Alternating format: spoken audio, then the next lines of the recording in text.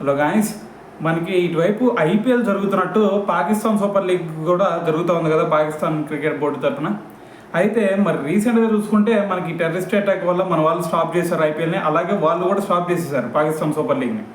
అయితే దీని తర్వాత మరి చాలామంది విదేశీ ప్లేయర్స్ కూడా మరి వాళ్ళ కంట్రీస్కి వెళ్ళిపోయారు. సో మరి అక్కడ నుంచి రాబట్టడం అనేది కొంచెం కష్టంగా మారుతుంది, ఎందుకంటే వాళ్ళకి మరి ఇంగ్లాండ్ అలాగే వెస్టిండీస్ మధ్య మ్యాచెస్ ఉంది. దాని తర్వాత రేపు వరల్డ్ టెస్ట్ ఛాంపియన్షిప్ ఫైనల్ ఉంది.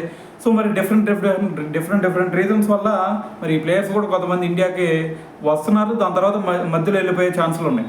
సో అందుకని చెప్పేసి బీసీఐ ఒక రూల్ తీసుకొచ్చింది. సో మరి మీరు మధ్యలో ఎవరైతే ప్లేయర్స్ వెళ్ళిపోతారో సో వాళ్ళని టెంపరీగా రీప్లేస్ చేస్తూ కొంతమంది ప్లేయర్స్ని తీసుకోండి అని చెప్పేసి. అయితే దాంట్లో భాగంగా అక్కడ పాకిస్తాన్ సూపర్ లీగ్లో ఆడే ప్లేయర్స్ని కూడా మరి మన ఐపీఎల్ ఫ్రాంచైజీ అయితే మళ్ళీ వాళ్ళని కొనుగోలు చేయడం జరుగుతుంది.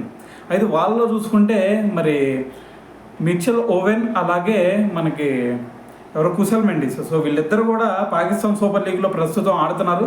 సో అక్కడ ఆడినా సరే మళ్ళీ ఇక్కడ మనకి ఐపీఎల్కి అయితే మిడిల్లో వస్తున్నారు. సో మరి పిఎస్ఎల్ లీగ్ మళ్ళీ అది రీస్టార్ట్ అయితే మరి అక్కడికి వెళ్తారా అంటే ఎట్టి పరిస్థితుల్లో వెళ్ళే ఛాన్స్ లేదు, ఎందుకంటే మనకు అక్కడ పాకిస్తాన్ సూపర్ లీగ్లో ఇచ్చే అమౌంట్ కంటే ఇక్కడ ఇండియన్ ప్రీమియర్ లీగ్లో ఇచ్చే అమౌంట్ చాలా ఎక్కువ.